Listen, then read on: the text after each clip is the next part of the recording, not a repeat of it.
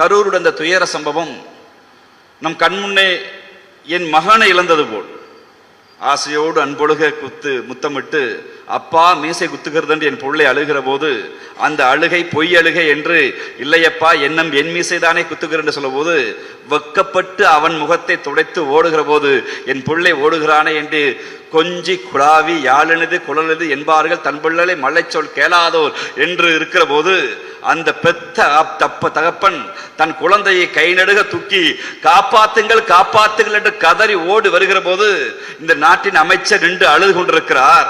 அந்த அழுகையை இந்த தற்குறிகள் சொல்கிறது அமைச்சர் அழுகிறார் நடிக்கிறார் என்று. நடித்த நடிகன் தன் முன்னே தன் ரசிகன் சாகிற போது ஓடி ஒளிந்து கொண்டான். அந்த நடிகனை தலைவன் என்கிறார்கள்.